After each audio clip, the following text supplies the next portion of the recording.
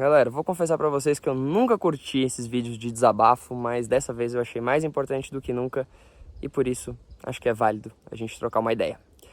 Quero falar aqui sobre o nível técnico das pistas que vem aumentando no Brasil e algumas pessoas começaram a reclamar justamente disso e acham que o futuro do nosso esporte é continuar do mesmo formato, do mesmo jeito que ele era há 10 anos atrás.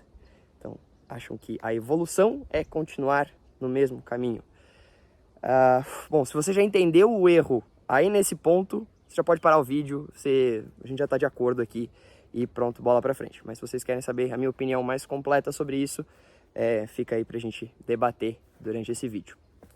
Bom, vamos lá.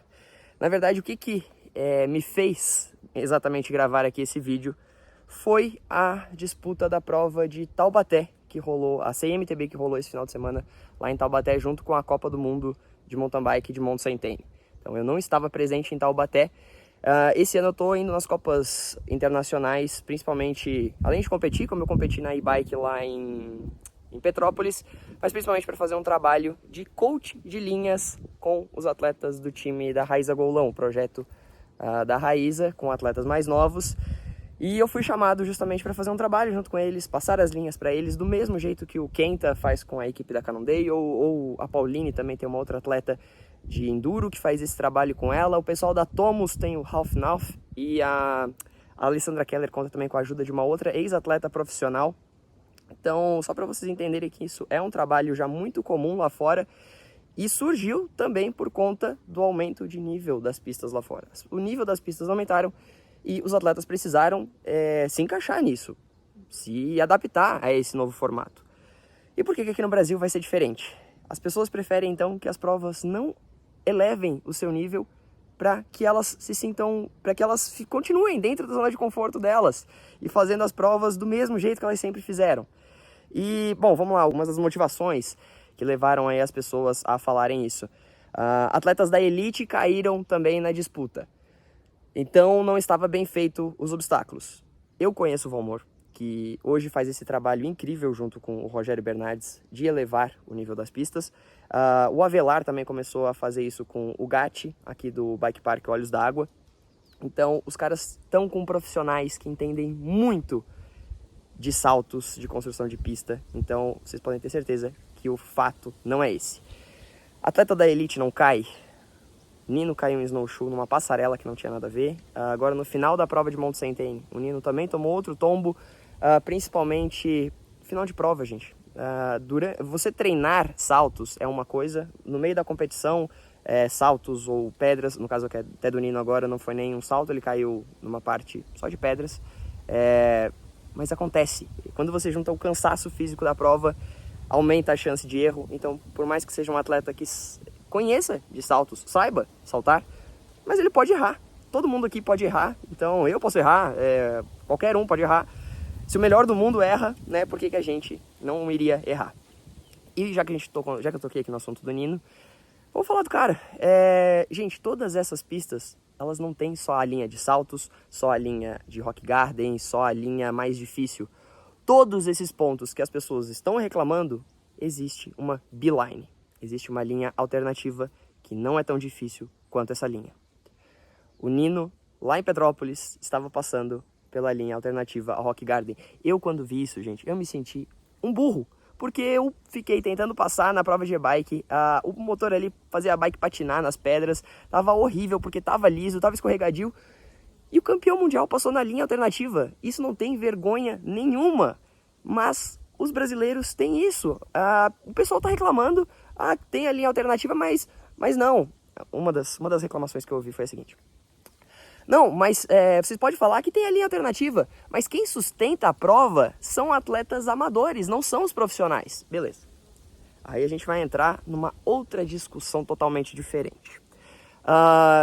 Lá fora também não existe prova só para profissionais, existe a Copa do Mundo, mas a gente teve uma etapa aqui, então cada país recebe somente uma etapa. A gente teve só no ano da pandemia rounds duplos, como por exemplo lá em Nove Mesto, mas em regra é só uma Copa do Mundo por ano em cada país, ou seja, as outras provas que acontecem por lá é no mesmo formato da Copa Internacional ou de outras provas.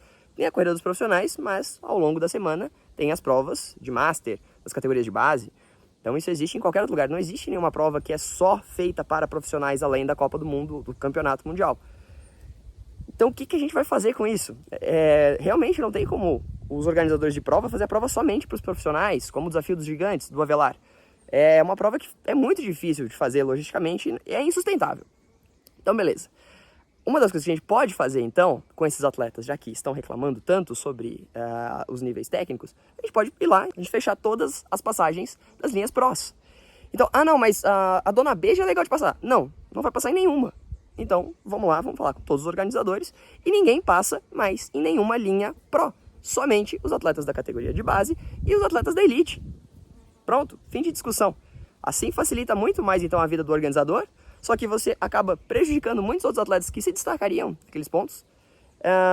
Você está fazendo algo simplesmente pelo seu ego. Você está tomando uma decisão que atrapalha a evolução do esporte. E por isso que tem que ser uma coisa que só tem que afetar as categorias Master. As categorias de desenvolvimento, por mais que, poxa, você não quer o seu filho saltando naquele trecho, então você vai lá e conversa com ele.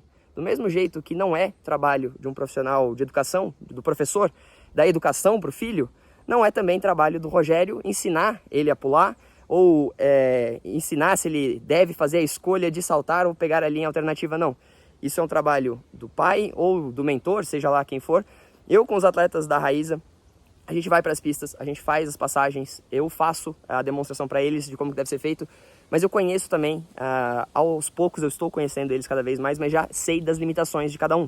Então eu chego para o Rafa, falo, Rafa, aqui você consegue passar, Isa, aqui você consegue passar, K, aqui você consegue passar ou não consegue passar, ou a gente pode tentar pelo menos, porque eu sei que aqui você tentando, eu vou ter uma noção melhor, vejo se vale a pena a gente arriscar ou não. Então já vem dando resultado e eu fico muito feliz de acompanhar isso, essa evolução dos atletas ao longo do ano.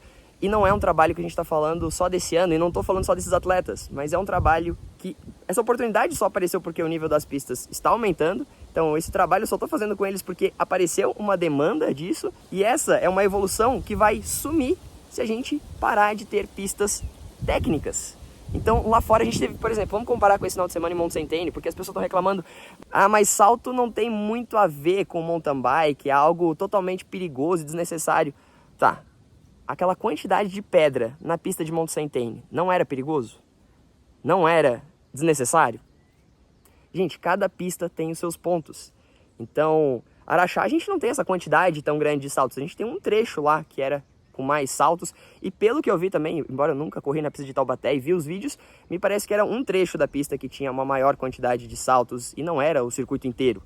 Então não dá para entender essas reclamações e, de novo, a gente não pode tirar, principalmente esses obstáculos das categorias de base, porque a gente vai estragar todo um trabalho que vem sendo feito até aqui e que já está dando resultados. A gente vê, o Gustavo Xavier já ficou em segundo na Copa do Mundo em Albstadt, competindo então de igual para igual com os atletas gringos. O Gustavo não deixou nada a desejar nas disputas e boa parte disso vem porque ele já nasceu numa fase totalmente diferente do mountain bike. Ele vem de uma época onde o mountain bike já é mais técnico, já é mais desenvolvido. O Alex também, nem se fala. Isso sem falar da Gil, que é, uma das atletas mais técnicas que eu conheço do feminino. E já também falando da Gil, ela acabou se envolvendo num tombo logo no começo da disputa ali em Taubaté. E vou aproveitar esse gancho então para falar de outro ponto, que falaram, mas tem que ser feito então igual a Petrópolis, tem que ter um auxílio para o atleta poder passar no meio do duplo, então, por exemplo, um pallet de madeira, que nem foi colocado naquele último gap. Gente, não, porque isso você acaba deixando brechas para esse tipo de acidente que nem aconteceu com a Gil e que nem houve ali também um problema com a Isabela, que foram atletas que não passaram no jump, não fizeram o que aquela linha se propõe a fazer e acabaram botando em risco as outras atletas. Por sorte, as duas atletas não acabaram se machucando, terminaram a prova, mas você abre brecha justamente para isso. Eu imaginei que algo desse tipo poderia acontecer em Petrópolis, fiquei com bastante medo disso. Por sorte, não aconteceu nada, mas é por isso que as linhas técnicas, elas têm que ser então técnicas, e se vai ter salto, tem que ser só opção de salto. Eu competi um campeonato pan-americano na Colômbia que teve um problema desse, que eles fizeram uma rampa, era muito grande, a rampa era, eu acho que sem sacanagem, pela proporção, que a rampa não era muito grande, mas ela era muito longe, era muito distante a recepção do salto. Então, pela proporção, assim, foi uma das menores rampas que eu já fiz com a maior distância entre o pulo e a recepção. E eu até tomei um tombo lá, treinando. Só que eu estava disposto, eu sabia como fazer o salto, eu só não sabia exatamente a velocidade, precisava de mais velocidade do que quando eu caí no treino. Então, eu fui lá e consegui fazer o salto. Só que chegando na competição, um atleta na minha frente, no que eu vim para fazer o salto, ele fez só a passagem. Ele parou no meio do jump, desceu e passou depois do outro lado. Então, isso acabou colocando em risco, me colocando em risco daí a minha prova. Então, é algo que tem que ser justo, né? Se tem a linha do salto, deve ser feito salto. Se tem a linha alternativa, deve ser feita alternativa. E não é vergonha nenhuma fazer a linha alternativa. E você não deve ser tão egoísta a ponto de querer estragar a evolução toda de um esporte, de um cenário que vem se mudando, finalmente vem se mudando e adaptando aos moldes das provas no exterior, por conta do seu ego e porque você não conseguiu saltar uma rampa. Procure ajuda. Tem muitas pessoas que entendem hoje sobre salto, atletas de enduro, downhill, que dão aula, dão cursos e podem te auxiliar a você se tornar um piloto ainda melhor, independente da idade.